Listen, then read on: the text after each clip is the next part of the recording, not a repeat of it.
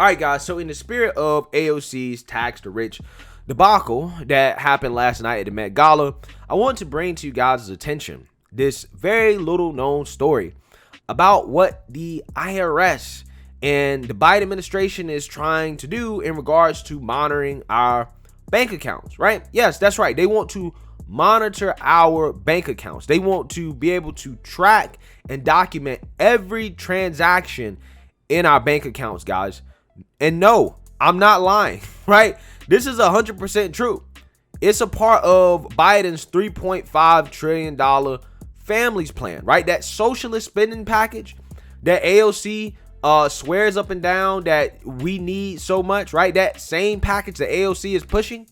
In that package, they want to monitor transactions in and out of our bank accounts. But Miss AOC, Miss Tax the Rich, right, who's supposed to be fighting for the people, hasn't said anything about this overt government overreach that's a part of this package that she's pushing, by the way, that in my opinion is going to disproportionately affect the poor, the middle class, and small businesses, right? That's what it's going to do. Because, you know, guys, for as much as these people love to complain about tax rich, a lot of rich people, right, they don't pay a lot of taxes because they hire good accountants to make sure they don't have to pay a lot of taxes, okay? That's what they do, right? So a lot of it is done legally, right? Those evil rich people that's avoiding taxes, a lot of it is done legally. So again, this is why I never buy into the whole tax the rich thing, right? I mean, also because I just don't believe in the government taking people's money, right? I believe that private business is much more efficient at using this money than the government.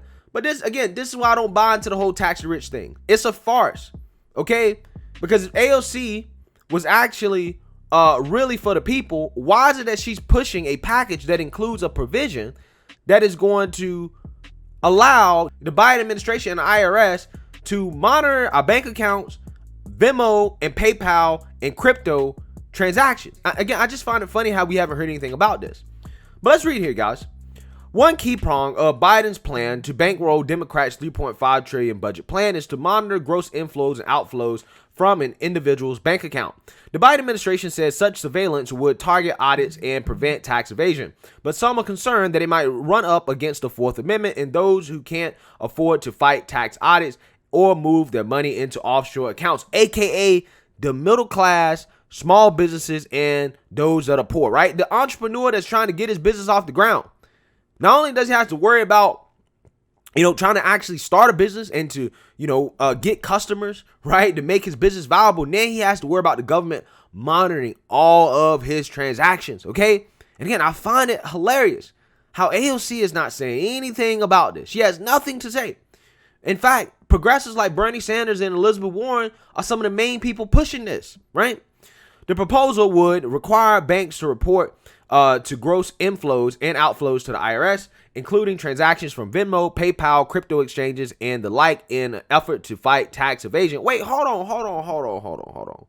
Who uses Venmo, right? I mean, a lot of people use Venmo, are just regular people like me and you that are sending friends, cash transactions, right? Because, hey, you bought my ticket to a football game, you bought me a meal, rent, whatever. Why is the Biden administration want in on that? Why do they need to know all that? Guys, I don't think it's just about money, right? I don't think it's just about raising revenue. Guys, we live in an information age. I think that the government wants in on digital gold, right? They want in on the information revolution, right? Because with information, you can control behavior, right? And influence behavior. And I think that this is kind of a part of it. Knowing what you spend your money on, what you buy, can help you get insights into consumer behavior. That's what all these companies are doing. And I think that the government won't stand on that. That's why they work hand in hand with big tech with a lot of this stuff.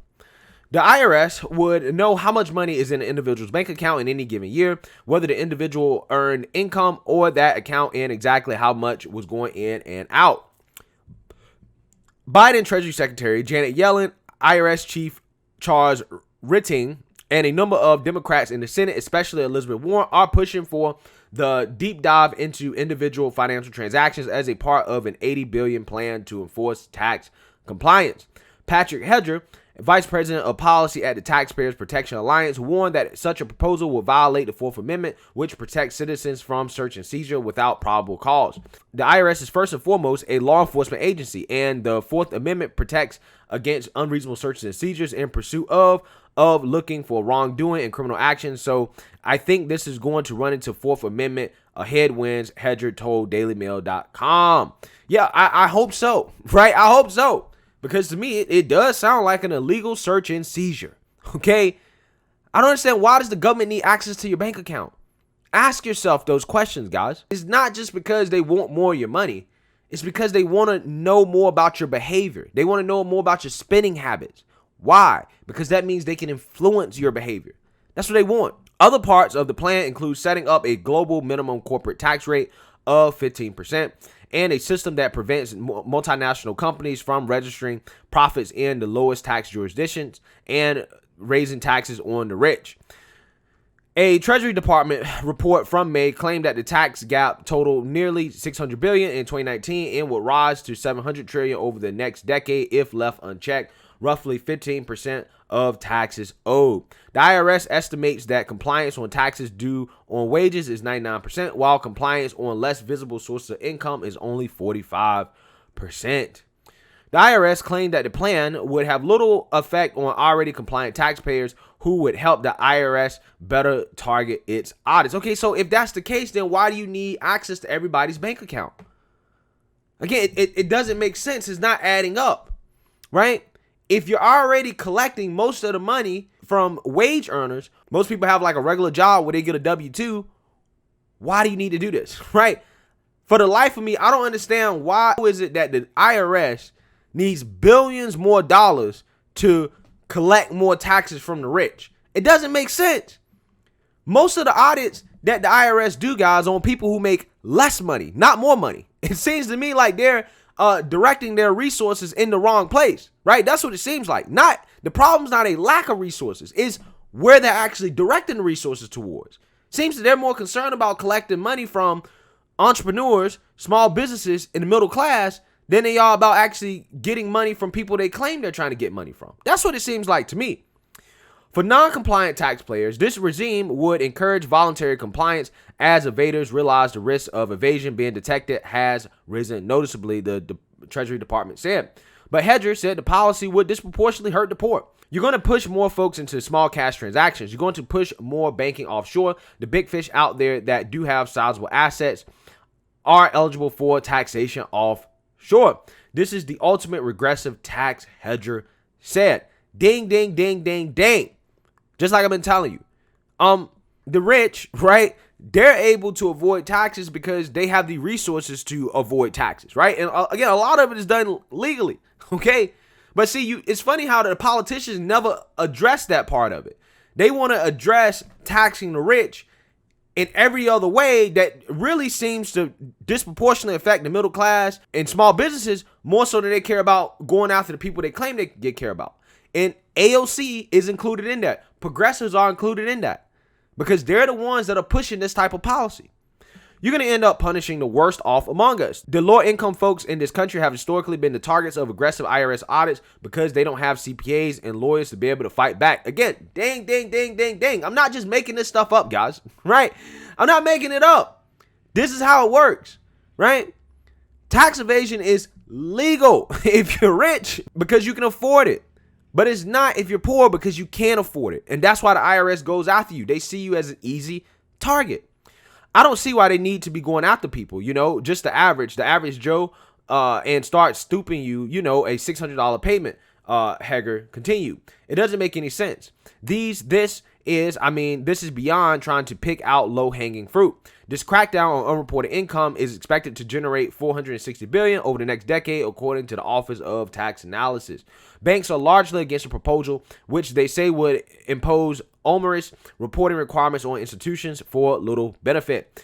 In a letter to the Senate Subcommittee on Finance, the American Bankers Association, the Bank Policy Institute, the Consumers Banking Association, and others argued that the new reporting requirements for financial institutions would impose costs and complexity that are not justified by the potential and highly uncertain benefits. The trade groups also call the reporting requirements subjective. Quote, we believe additional reporting requirements guided by subjective criteria have privacy and fairness implications and the potential to put financial institutions in an untenable position with their account holders. They instead suggested greater funding for audits. The IRS chief Rating, a Trump-era holdover, is in favor of the proposal, along with the increased IRS funding that would come with it. Every measure that is important to effective tax administration has suffered tremendously, Rating wrote in a letter to Warren last week. Okay, so, yeah, guys, I mean, listen.